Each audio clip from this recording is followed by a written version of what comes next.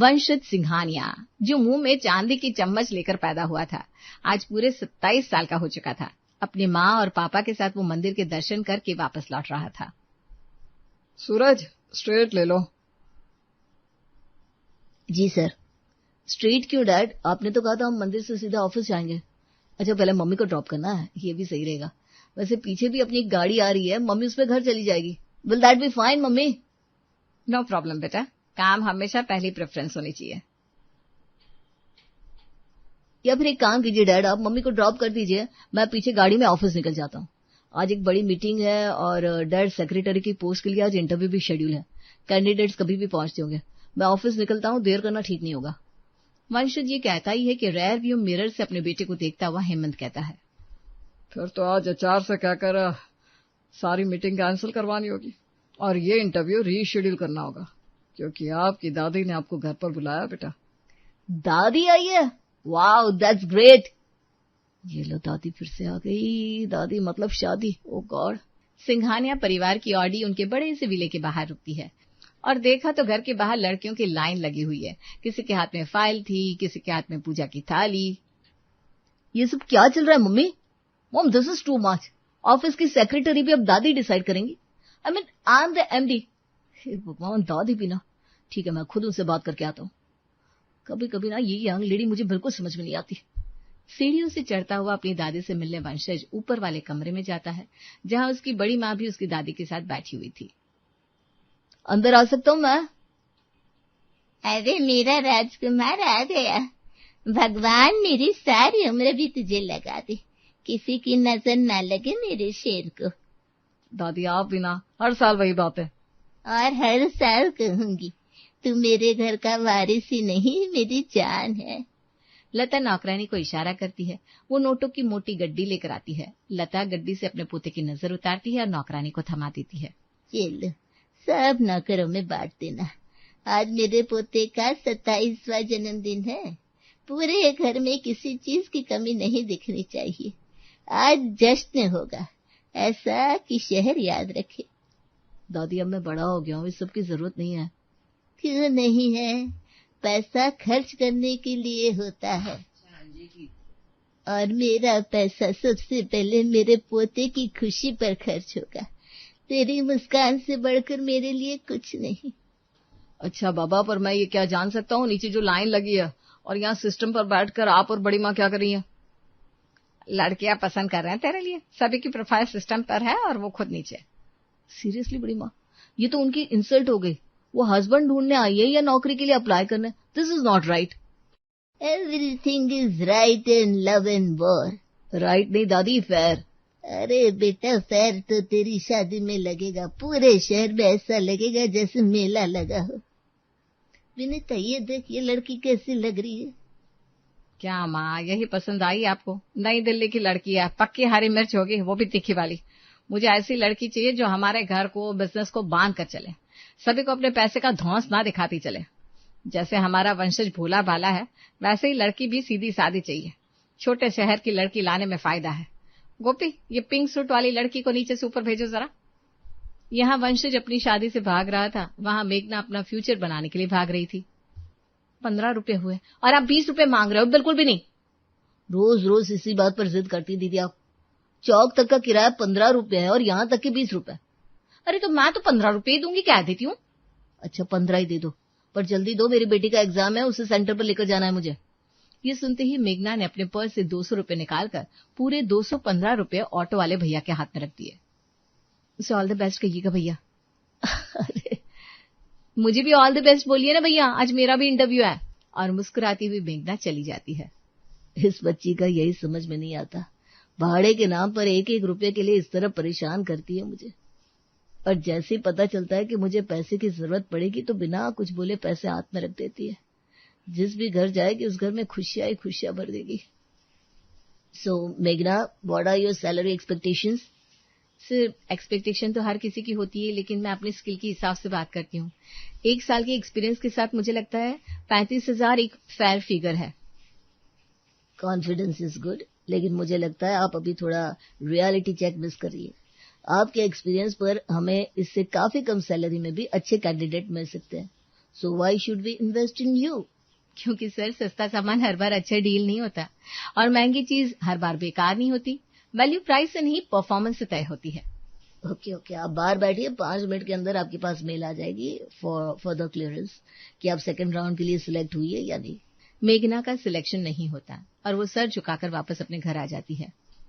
ये ले बेटा पानी पी, बैठ। क्या हुआ बता? नहीं सिलेक्ट किया मम्मी। ये लोग तो पैसे देना ही नहीं चाहते। नई दिल्ली में हूँ मैं, यहाँ तो लाखों में सैलरी है लोगों की, बस मेघना को कोई पैसे नहीं देना चाहता। कर लिया ना शौक पूरा, चली गई नौकरी ढूंढने।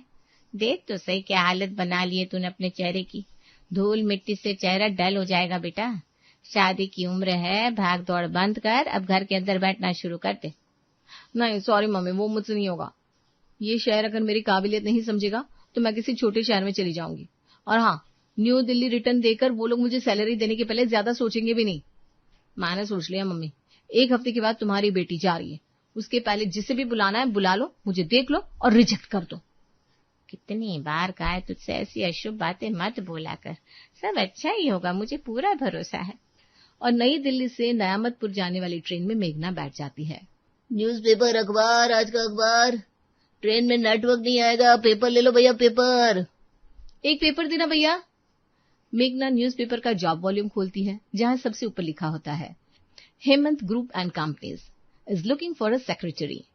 ये सही है, सेक्रेटरी होना भी कोई गलत बात नहीं है। इतनी बड़ी कंपनी में जाऊंगी तो खुद भी काम सीख लूंगी, यहाँ एक स्टैंडर्ड सैलरी मिल जाएगी, 1 साल नौकरी करूंगी और फिर वापस नई दिल्ली चली जाऊंगी। और वहां जब जॉब के लिए अप्लाई करूंगी तो इस सैलरी से 20% हाइक जरूर मिलेगा। फ्यूचर प्लानिंग अच्छी कर लेती हूँ मैं। तभी वहां एक प्रेग्नेंट लेडी आती है। सीट ना होने के कारण वो खड़ी हुई थी। एक्सक्यूज मी, आप मेरी सीट पर बैठ जाइए, वैसे भी काफी देर से बैठी हुई हूं मैं। प्रेग्नेंट लेडी मेघा को मुस्कुराकर देखती है, उसके सर पर हाथ रखती है। ट्रेन नयामतपुर में रुकती है और टैक्सी लेकर मेघना सीधा होटल में फ्रेश होने चली जाती है। हाँ मम्मी, पहुंच गई हूँ, एक होटल भी ले लिया यहाँ पर। अगर आज ही इंटरव्यू में सिलेक्शन हो गया ना मेरा, तो ये होटल का खर्चा भी नहीं लगेगा, क्योंकि ऑफिस वाले एकोमोडेशन और खाने की फैसिलिटीज भी देते हैं। मतलब इसका खर्चा भी नहीं रहेगा और जो भी सैलरी आएगी सीधी जेब में। तूने सब पता तो कर लिया ना बेटा, दुनिया ना बड़ी बुरी है, तुझे सीधा समझकर फ्रॉड ना कर दे। तुम बिल्कुल फिक्र मत करो मम्मी, मैं उनके सामने ऐसे जाऊंगी जैसे उन्हें लगेगा नई दिल्ली की तीखी चूड़ी है। अब अंदर से मैं सॉफ्ट हूँ ये उनको थोड़ी ना पता है। मेघना तैयार होकर ऑफिस में इंटरव्यू के लिए जा रही होती है, तभी ऑटो रुक जाती है। अरे भैया, कवारेपन और शादी का सवाल है, जल्दी चलो, नौकरी नहीं हुई ना तो मेरी शादी हो जाएगी। आगे गाड़ियों का काफिला नहीं दिख रहा है क्या मैडम? गाड़ी के ऊपर से तो नहीं जा सकता मैं। मेघना अपना पर्स उठाती है और गाड़ियों के बीच से सरकती हुई एक गाड़ी की विंडो पर नॉक करती है। शीशा अब भी ऊपर है, बाहर से अंदर नहीं दिख रहा, पर अंदर से बाहर दिख रहा है। ड्राइवर फोन पर बात कर रहा है और वंशज पीछे की सीट पर बैठा हुआ मेघना को बड़बड़ाता देख रहा था। अरे गाड़ी क्यों रोक रखी है, जल्दी चलाओ ना, पीछे लोग खड़े हैं। आप लोगों को क्या दिक्कत है? आपके पास बड़ी गाड़ी है, पैसे हैं, आप बाहर ना भी घूमे तो कोई दिक्कत नहीं होगी। हम लोगों को काम पर पहुंचना बहुत जरूरी होता है। इग्नोर कीजिए सर, ऐसी लड़कियां तो यहाँ हर तरफ दिखती है। अरे पर तुम ड्राइव करते समय फोन पर बात क्यों कर रहे हो? फोन रखो, नहीं तो मैं ड्राइविंग सीट पर आ रहा हूँ। ड्राइवर गाड़ी आगे बढ़ाता है और ट्रैफिक खत्म हो जाती है। लंबी सांस लेकर मेघना कैबिन के अंदर दाखिल होती है। कार के शीशे पूरी तरह ब्लैक होने की वजह से मेघना रास्ते में वंशज को देख नहीं पाई थी, पर वंशज उसे पहचान गया था। मेघना बेफिक्र होकर सामने वाली कुर्सी पर बैठ जाती है। नई दिल्ली जैसी मेट्रो सिटी छोड़कर इस शहर में नौकरी करने का फैसला क्यों? सर, मेरे हिसाब से शहर बड़े या छोटे नहीं होते, मौके बड़े या छोटे होते, और जहां सीखने का मौका मिले वहां जाने में हिचकिचाना नहीं चाहिए। आपकी प्रोफाइल देखकर लगता है कि आपने अब तक किसी पर्सनल सेक्रेटरी की जिम्मेदारी नहीं संभाली। फिर आपको क्यों लगता है कि आप मेरा पूरा शेड्यूल, मीटिंग्स और प्रायोरिटीज मैनेज कर पाएंगी? सर, जिस उम्र में मैं हूं ना, उस उम्र की लड़कियां एक साथ बहुत सारी चीजें मैनेज कर लेती है। करियर की टेंशन, घर वालों की उम्मीदें, शादी के सवाल, अपना भविष्य, अपना सम्मान, और ऊपर से घर के छोटे बड़े काम भी। अगर हम बिना किसी पीए की अपनी पूरी जिंदगी मैनेज कर सकते हैं, तो आपके ऑफिस के 8 घंटे और आपका शेड्यूल मैनेज करना इतना मुश्किल भी नहीं होना चाहिए। ज्वाइनिंग लेटर आपको HR मेल कर देगी, आप कल से आ सकती है। और इस तरह वंशज से मेघना की मुलाकात हो जाती है। इत्तेफाकन मेघना वही लड़की थी जिसकी प्रोफाइल वंशज की फैमिली ने रिजेक्ट की थी। अगली सुबह ठीक 9 बजे मेघना वंशज के पूरे दिन की शेड्यूल की फाइल लेकर खड़ी थी। तो मेघना जी, कैसा लगा ऑफिस आपको? एचआर ने काम समझा दिया होगा। ये आपके आज के शेड्यूल की फाइल सर। अभी से ठीक आधे घंटे बाद क्लिरिक एंड कंपनी के सीईओ मीटिंग के लिए आ रहे हैं। फिर ठीक 11 बजे आपका ब्रेकफास्ट कैबिन में आ जाएगा। आफ्टर दैट 12 बजे एक और मीटिंग है और फिर वेट, मैं कब ब्रेकफास्ट करूंगा, कब ब्रेक लूंगा, हर चीज की लिस्ट बना ली आपने? आप कब नैप लेंगे और कब सारे एम्प्लॉयज को एड्रेस करेंगे, इसका भी शेड्यूल बना लिया है। 1 हफ्ते का शेड्यूल तैयार है। इम्प्रेसिव। मेघना बहुत ही अच्छे तरीके से सब कुछ संभाल रही थी। बीतते दिनों के साथ ऑफिस के बाकी एम्प्लॉयज के साथ भी उसकी ट्यूनिंग बहुत अच्छी बन गई थी। तुम्हारे आने से सर काफी बदल गया, वरना हमेशा टेंशन में ही रहते थे। और इस बार उन्होंने हेमंत सर से भी हम सभी की इंक्रीमेंट की बात किया। I can't believe this. सच कहूं तो मेघना, तुम पहली सेक्रेटरी हो जो हम एम्प्लॉयज के साथ बैठकर लंच करती हो, वरना बॉस की सेक्रेटरीज तो पता नहीं खुद को क्या समझती हैं। मैं तो कहती हूँ तुम एमडी सर से शादी कर लो और हमारी भाभी बन जाओ। हे भगवान, कुछ भी बोल रहे हो तुम सबके सब। चलो, सर के घर से खाना आ जाएगा, मैं खाना उनके कैबिन में भिजवा देती हूँ। लगातार 3 दिनों से वंशज देर रात तक काम कर रहा था। 9 बज गए हैं सर, सारे एम्प्लॉयज जा चुके हैं। मुझे लगता है अब आपको भी आराम करना चाहिए। इतनी देर तक काम करना आपकी हेल्थ के लिए अच्छा नहीं है। मैं तुमसे 10 बार कह चुका हूं, तुम आराम से जा सकती हो। तुम्हारी ड्यूटी 6 बजे तक की है। अगर मैं देर रात तक काम करता रहूंगा तो तुम्हें रात भर मेरे साथ बैठने की कोई जरूरत नहीं है। वंशज ऑफिस का काम वाइंड अप करके रात के 2 बजे ऑफिस से निकलने लगता है और देखता है बाहर डेस्क पर अपना सर रखे मेघना सो रही है। पहली बार इतनी डेडिकेटेड लड़की देख रहा हूं मैं। She deserves a lot more. वैसे सोते हुए बड़ी प्यारी लगती है, वरना होश में होती तो सर आपने कॉफी नहीं पी, सर आप अभी तक उठे क्यों हैं, सर ये लो सर वो। मेघना, हेलो मेघना, मैंने कहा था ना तुम चली जाओ। अच्छा चलो, मैं तुम्हें स्टाफ क्वार्टर्स तक ड्रॉप कर देता हूँ। मेघना को ड्रॉप करके वंशज अपने घर चला जाता है। अगली सुबह मेघना कैबिन के बाहर चक्कर लगा रही थी। मेघना, आज मैं ऑफिस नहीं आ पाऊंगा। अगर तुम्हें कोई प्रॉब्लम ना हो तो लैपटॉप लेकर घर आ जाओ, यहीं से काम खत्म कर लेते हैं। श्योर सर, मैं 15 मिनट में पहुंचती हूँ। मेघना हाथ में लैपटॉप बैग लिए वंशज के आलीशान बंगले में कदम रखती है।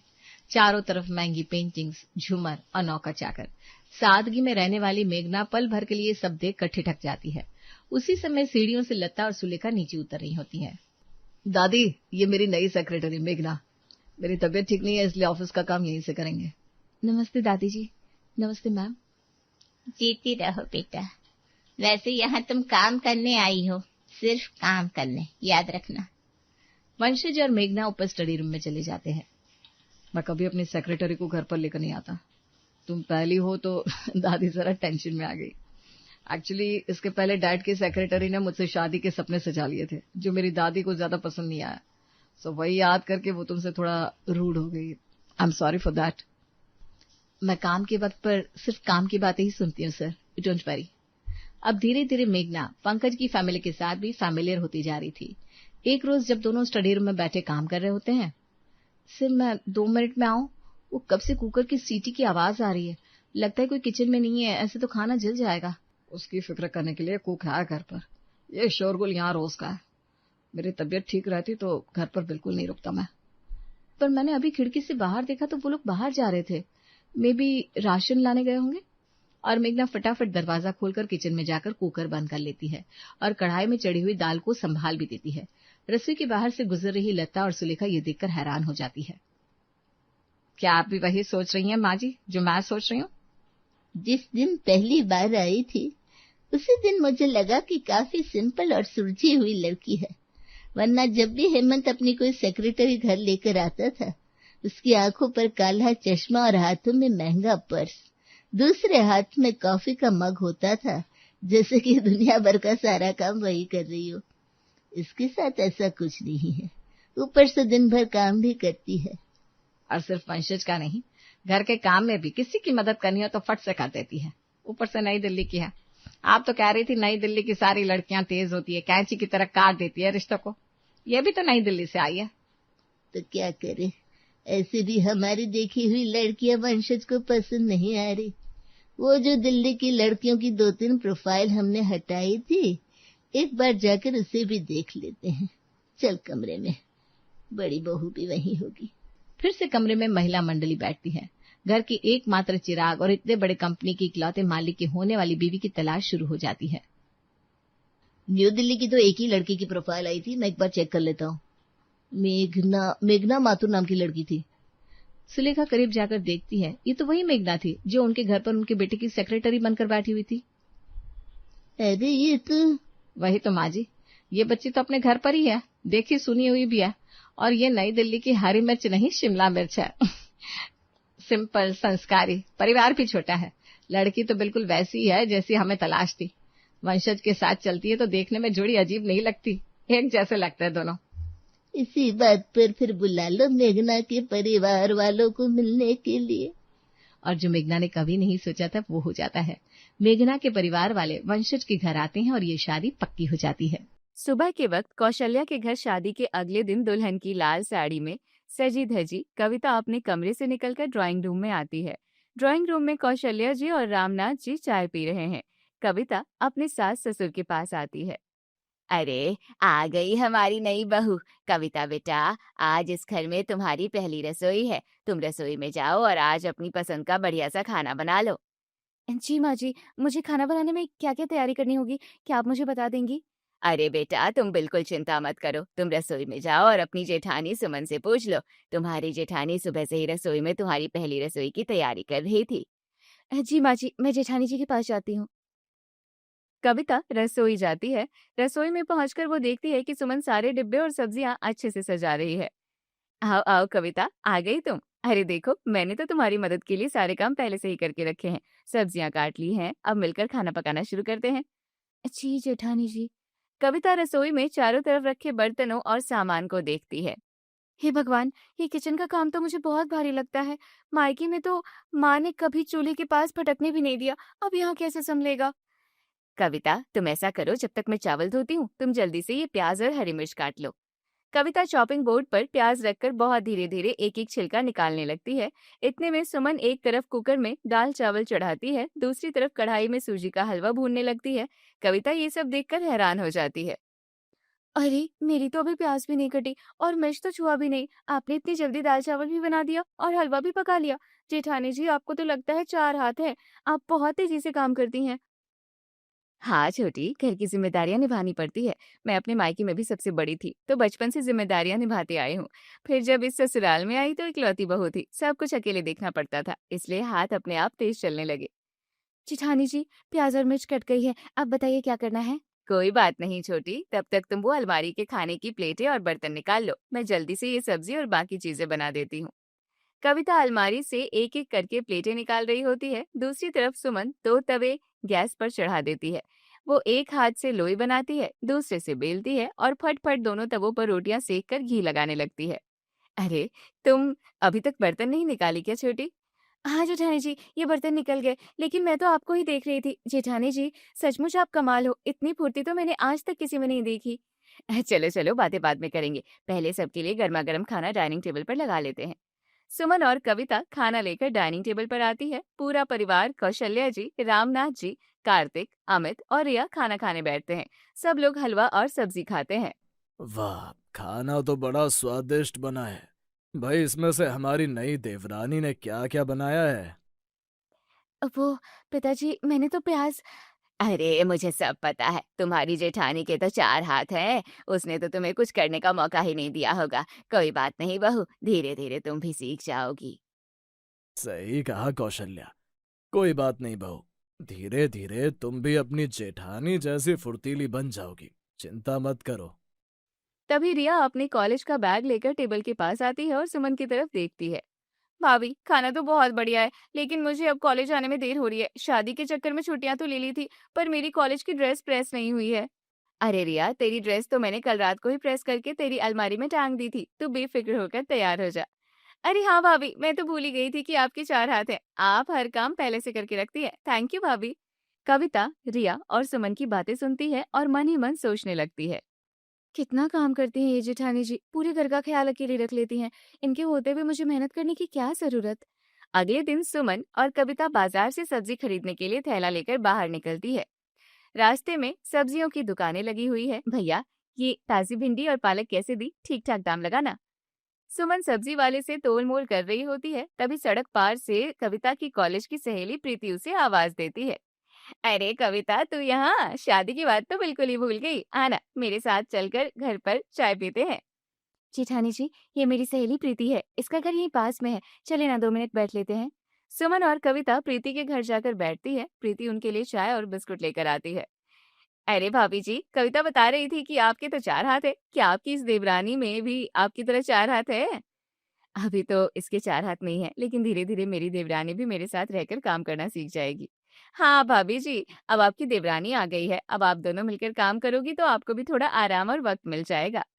चाय पीकर दोनों घर की तरफ पैदल निकल जाती है। थोड़ी दूर चलते ही कविता अपने पैर पकड़कर रास्ते में रुक जाती है और कराहने लगती है।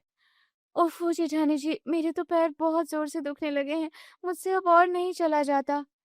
अच्छा, अरे छोटी, तुम्हें पैदल चलने की आदत नहीं है ना, इसलिए पैर दुख रहे हैं। कोई बात नहीं, तुम घर चलो और आराम से बैठो, मैं जल्दी जल्दी अकेले ही दोपहर का खाना बना लेती हूँ, मुझे तो आदत है। हाँ जेठानी जी, ठीक है, आप ही बना लीजिए। घर पहुंचकर कविता सीधे अपने कमरे में जाकर बिस्तर पर पांव फैलाकर बैठ जाती है। तभी कार्तिक कमरे में आता है और कविता को पांव दबाते हुए देखता है। क्या हुआ कविता, तुम ऐसे पाँव पकड़कर क्यों बैठी हो? सब ठीक तो है? क्या बताऊं कार्तिक, आज जेठानी जी के साथ बाजार सब्जी लेने गई, इतना पैदल चलना पड़ा कि मेरे पैर में दर्द हो रहा है। मुझे इतनी दूर चलने की आदत नहीं है। अरे भाभी तो बाहर का काम भी संभाल लेती है, घर का भी संभाल लेती है और कभी थकती भी नहीं। तुम भी भाभी की तरह बनना सीखो कविता। कार्तिक इतना कहकर कमरे से बाहर चला जाता है। जिसको देखो भाभी की तरह बनना, भाभी की तरह बनना। जब भाभी के 4 हाथ हैं और वो सारे काम खुशी खुशी कर लेती है, तो मैं क्यों फालतू में अपनी जान आफत में डालूं? कविता कमरे से निकलकर हॉल में आती है। कौशल्या जी उसे देखकर पूछती है, क्या हुआ बहू, तुम कमरे में पाँव दबा रही थी? जी माँ जी, बाजार जाकर पैर बहुत दर्द कर रहे थे। अच्छा, तो इसलिए तुम्हारी जेठानी अकेले रसोई में खाना बना रही है। ठीक है बेटा, तुम आराम करो। कौशल्या जी चली जाती है। कविता सोफे पर बैठ जाती है। ये तो बहुत अच्छी बात है, मेरा पैर दर्द कर रहा है तो जेठानी जी अकेले ही खाना बना रही है। वैसे भी मुझे रसोई के काम में कोई दिलचस्पी नहीं है, अब तो हर रोज जेठानी जी से ही काम करवाऊंगी। सब लोग दोपहर का खाना खा लेते हैं। कौशल्या जी रसोई में जूठे बर्तन देखकर कविता के पास आती है। बेटा, अब तुम्हें ठीक लग रहा हो तो जाकर रसोई के बर्तन धो लो। जी माँ जी, मैं धो देती हूँ। कविता रसोई में जाती है। कविता बर्तन देखकर मुंह बनाने लगती है। पास में सुमन रसोई की सफाई कर रही होती है। ओफो, इतने सारे बर्तन धोने पड़ेंगे जेठानी जी। वैसे ना, इतने सारे बर्तन धोने में तो मुझे रात के 11-12 बज जाएंगे, और मैं तो सोच रही थी कि हम दोनों मिलकर 10 बजे से टीवी पर हमारा पसंदीदा सीरियल देखते। अच्छा, सीरियल देखना है? अभी तो सिर्फ 9:30 बजे हैं। रुको छोटी, तुम हटो, मैं ये सारे बर्तन 15 मिनट में धो देती हूँ। कविता मन ही मन बहुत खुश होती है। सुमन तुरंत 15 मिनट में सारे बर्तन धोकर चमका देती है। चलो छोटी, बर्तन धुल गए हैं, अब चलो टीवी पर सीरियल देखते हैं। जेठानी जी, अब मेरा सीरियल देखने का मूड नहीं है, आप ऐसा करो, अपने कमरे में जाकर आराम करो, हम फिर कभी सीरियल देख लेंगे। सुमन अपने कमरे में चली जाती है। कविता अपने कमरे में आकर दरवाजा बंद कर लेती है। अब तो मैं आराम से लेटकर फोन चलाऊंगी और अपनी सहेलियों से गपशप करूंगी, कितना मजा आ रहा है। कविता अपने व्हाट्सएप ग्रुप पर अपनी सहेलियों को वॉइस नोट भेजती है। अरे लड़कियों, तुम यकीन नहीं करोगी, मैंने आज फिर अपनी सीधी सादी जेठानी को बेवकूफ बना दिया। बर्तन धोने से बचने के लिए सीरियल का बहाना मारा और उसने 15 मिनट में सारे बर्तन खुद ही धो दिए। व्हाट्सएप ग्रुप पर सहेलियों के मैसेज आने लगते हैं। अगले दिन सुमन कपड़े धोने वाले टब में सर्फ खोल रही होती है। कविता आलस में वहां आती है। देवरानी जी, मैं कपड़े धो लेती हूँ, तुम ऐसा करो कि पूरे घर में झाड़ू पोछा लगा लो। ठीक है जेठानी जी, मैं झाड़ू लगा देती हूँ। कविता झाड़ू उठाती है और हॉल में 2-4 बार झाड़ू घुमाती है। तभी उसकी नजर खिड़की से बाहर देखती है। आजकल तो वैसे भी धूप नहीं निकलती, छोड़ो झाड़ू, बाद में लगा लूंगी। जेठानी तो काम कर ही लेती हैं, ऐसा करती हूँ छत पर जाकर धूप सेकती हूँ। कविता झाड़ू को कोने में फेंक कर छत पर चली जाती है और आराम से कुर्सी डालकर धूप में बैठ जाती है। पास वाली छत पर उसकी सहेली प्रीति कपड़े सुखा रही होती है। क्या बात है कविता, तुम यहाँ अकेले धूप में बैठी हो, तुम्हारी जेठानी कहाँ है? वो बेचारे नीचे टब में कपड़े धो रही है। तभी सुमन गीले कपड़ों की बाल्टी उठाकर छत पर आती है। अरे छोटी, तुम नीचे झाड़ू पोछा कर रही थी ना, कर लिया तुमने? नहीं जेठानी जी, वो बाहर इतनी अच्छी धूप निकली थी ना, इसलिए मैं धूप सेकने ऊपर आ गई। अच्छा कोई बात नहीं छोटी, तुम धूप सेक लो। सुमन चुपचाप कपड़े तार पर सुखाने लगती है। प्रीति ये सब देखकर अपनी छत से मुंह बनाती है और धीरे से बड़बड़ाती है। छी, कैसी कामचोर देवरानी है ये। सुमन कपड़े सुखाकर नीचे आती है और पूरे घर में पोछा लगाने लगती है। ननद रिया ये सब देख लेती है और अपनी माँ कौशल्या के पास जाती है। माँ, छोटी भाभी के इस घर में आने के बाद भी बड़ी भाभी का काम बिल्कुल कम नहीं हुआ है। बड़ी भाभी पहले भी पूरा काम करती थी और आज भी अकेले ही घिस रही है। हाँ बेटा, अब क्या करें, तेरी बड़ी भाभी के 4 हाथ हैं, वो फुर्ती से सब कर लेती है। कौशल्या जी रसोई में सुमन के पास जाती है। सुमन बेटा, तू सारा काम अकेले क्यों करती है? छोटी से भी तो काम करवाया कर। माँ जी, वो अभी नई नई है और बहुत धीरे धीरे काम करती है। धीरे धीरे ही सीखेगी ना, एकदम से थोड़ी सीख जाएगी। जाने दीजिए माँ जी, मैं कर लेती हूँ। सुमन फिर से काम में लग जाती है। कुछ दिनों बाद शाम के समय सब लोग डाइनिंग टेबल पर बैठे चाय पी रहे हैं। अचानक रामनाथ जी के मोबाइल पर घंटी बजती है। अरे प्रणाम बुआ जी। हाँ, अच्छा अच्छा। आप और आपके साथ बाकी रिश्तेदार भी कल आ रहे हैं? हाँ, बहुत बढ़िया बहुत बढ़िया। हम सब आपका इंतजार करेंगे। हाँ हाँ हाँ। रामनाथ जी फोन रखते हैं और कौशल्या जी और सुमन की तरफ देखते हैं। कौशल्या, कल मंगला बुआ जी और उनके साथ काफी मेहमान आ रहे हैं। रसोई में बढ़िया खाना पीना बनना चाहिए। आप चिंता मत कीजिए, हमारी बहुएं मिलकर सारा काम संभाल लेगी। सुन कौशल्या, सारा काम सिर्फ सुमन से ही मत करवाना। छोटी बहू से भी काम करवाया करो, वरना वो जिम्मेदारी कैसे सीखेगी। सुमन बर्तन समेटकर रसोई की तरफ जाने लगती है। सुमन धीरे धीरे कविता के कमरे के बाहर पहुंचती है। कमरे का दरवाजा थोड़ा सा खुला हुआ है। अंदर कविता लेटी हुई है और मोबाइल पर अपनी सहेली प्रीति से बातें कर रही है। सुमन दरवाजे के पास रुक जाती है। अरे प्रीति, तू मानेगी नहीं, मैं तो रोज अपनी सीधी सादी जेठानी को बेवकूफ बना देती हूँ और घर का सारा काम उसी से करवाती हूँ। मैं कोई बेवकूफ थोड़ी ना हूँ जो दिन भर रसोई में घिसूं। आखिर मैं तो बचपन से ही स्मार्ट हूँ। यार कविता, तू तो कमाल है। तू तो कॉलेज टाइम से ही काम से बचने के लिए ऐसे ही बहाने बनाती आई है। हर बार कोई ना कोई नया ड्रामा निकाल ही लेती है। दरवाजे के बाहर खड़ी सुमन ये सब सुन लेती है, जिससे उसके आत्मसम्मान को गहरी ठेस पहुंचती है। अच्छा, तो मेरी भलाई और प्यार को ये मेरी बेवकूफी समझ रही है। मैं इसके भले के लिए काम करती थी और ये पीठ पीछे मेरा मजाक उड़ाती है। अब इसे सबक सिखाना ही पड़ेगा। सुमन बिना कोई आवाज किए वहां से सीधे कौशल्या जी के कमरे में जाती है। कौशल्या जी अलमारी से कपड़े निकाल रही होती है। माँ जी, अभी अभी मेरे मायके से फोन आया था। मेरी माँ की तबीयत काफी दिनों से ठीक नहीं चल रही है और मैं बहुत दिनों से मायके भी नहीं गई हूँ। अरे, माँ की तबीयत खराब है, लेकिन बेटा कल तो मंगला बुआ जी आ रही हैं। माँ जी, बुआ जी तो कल दोपहर में आएंगी। अब तो घर में छोटी बहू भी आ गई है, वो सारा काम आराम से संभाल लेगी। मैं बस एक दिन के लिए जाकर अपनी माँ को देखकर कल शाम तक लौट आऊंगी।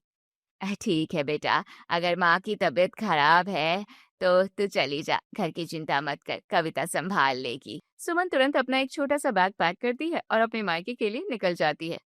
अब समझ में आएगा छोटी बहू को कि घर संभालना और काम करना क्या होता है।